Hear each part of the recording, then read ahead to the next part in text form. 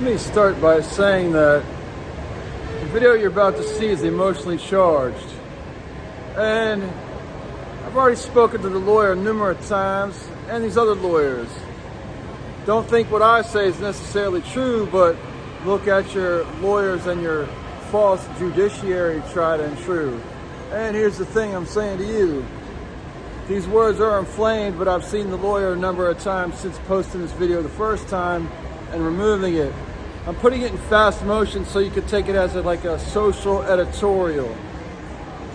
And I just came from a psychiatric evaluation or whatever, and I do these things regularly now because, well, the man doesn't like me unraveling his plan here in Washington, D.C. So I'm not really dangerous in any physical way. However, I do believe in legislation, federal legislation. And the first gigantic question is, after we figure out someone's a murderer and we send them to prison, why do we ever release them? And if you think in metaphysical or spiritual, religious or godlike terms, why do we ever keep them alive? But they walk among us everywhere in the United States of America. We need to lock them all back up. That's the biggest problem in the United States of America right now. We identify murderers, lock them up, and then release them and say, hey, everybody, here's some murderers, back to your team. Have fun in the public. And who does that? People who abuse the gavel. Gavel abuse at all levels. Watch my angry satire. Emotion charged. Please help us all God video from right here in Washington, D.C. at LaFont Plaza. That one probably more so than normal. It's going to be in a limited edition.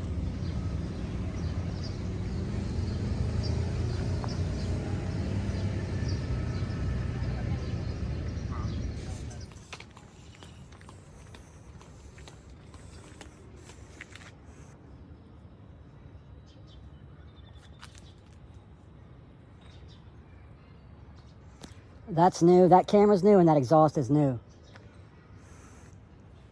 In addition to what I say in this video, I also told attorney Catacarlos that guess what, Damon?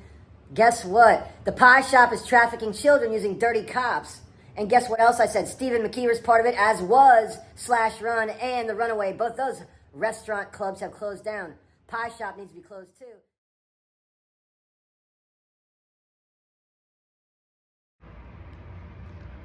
Hey, you know what really is terrible about having lots of issues in my brain? The doctors have labeled it post-traumatic stress disorder and traumatic brain injury. And if you add in freezing cold and seeing light for about a half an hour. About 3 years ago, when I was outside freezing in Washington, D.C. and almost died, and also being beaten nearly to death and seeing light twice for a while on December 30th, 2023, and now trying to navigate the system to get into permanent housing. I've been able to attain Social Security disability so that I have a little bit of money to buy food and clothing and laundry soap and medication. I choose medical cannabis over pills, and the doctors have been okay with it. But you know what's the worst part about all of this? Everything. Every single thing. Every single day is difficult. Every single moment is difficult. The only hope I have is that in the future, I can figure out a way to have a better life that's not fully dependent upon me being 100%, because I'll never be that again.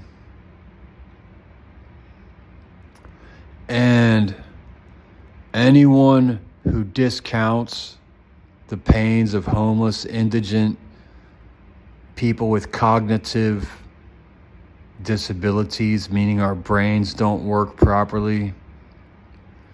I hope you all think twice about your practices in this world, whether it's mocking people who are almost murdered and can't talk, whether it's burning people's tents full of their belongings, trying to get them to leave the city that they live in. I'm from Washington, D.C., just from the suburbs. I'm not leaving or going anywhere. And you police, the police who regularly torture and intimidate people and use their authority and abuse their authority, and the judges who abuse their gavel, and the lawyers who abuse their privilege to be the people of justice that don't wear guns and uniforms, yet control people's freedom, and you doctors who intimidate people and inject people and drug people and think that your science, which is full of lies, is good for people. You know what's worse about all of that? Nothing is worse about it. It's all equally horrible. The United States of America cares very little for people that are hurting. It cares less for people if they're men. And really, I saw a man who has military and law enforcement background with the Secret Service of the United States of America, who were initially formed to seek out counterfeiters of the US dollar, and now they also protect the president and do other things. He said there's two kinds of soldiers in this world. There are soldiers that prey upon the weak, and there are soldiers that protect the weak. The United States of America primarily preys upon the weak and teaches the citizens here to hurt each other and to ignore suffering even of their family members or friends. You know what's the worst about that? Everything. A lot of people also do not grow up right here in Washington, D.C., the seat of power for the financial institutions of the world. The United States of America is the people who created paper money and use it to buy and sell pretty much anything or anyone around the world to the best of their ability. The American businessman, combined with evil from the founding of the United States of America, continues. And unless people of the United States get together and start solving problems rather than getting together to go on vacations, to get drunk and to use sex workers, or to have children out of wedlock that they ignore after they're born, these are all the problems of the world. Some might say I was lucky enough to grow up in one of the richest areas of the world, Fairfax County, Virginia. The wealth has since moved to Loudoun County, Virginia. Loudoun County is notorious for being a home of the Ku Klux Klan, or is it the Ku Klux Klan, or whatever. I'm gonna cut it off now, because every time I talk shit about the KKK, something really bad happens in my life. I guess it's because the KKK probably runs social media, the military, and basically the entire legislative and judiciary of the United States of America. And it's kind of sad because they're not all white people anymore. Oh well. You know what sucks about all of this? That I make stupid video after stupid video after important video after important video, after making art, after making books, after making poems, after trying to make amends with family members for years, after trying to make amends with friends, and then realizing that no one really gives a shit about me, They care more about their bottle of liquor, their bottle of pills, and their next vacation where they can get a massage and whatever else they want for that money. I'm thankful to maybe have a couple of people in my corner, behind the scenes, or from my family, possibly. I really doubt it though. My only hope is that when I die, that God embraces me and gives me a family and friends in heaven. So these people who like to buy and sell babies and drug and rape children and then smile and laugh at the golf course or at their business or with their friends and joke about how they've deceived the whole world and gotten away with so much.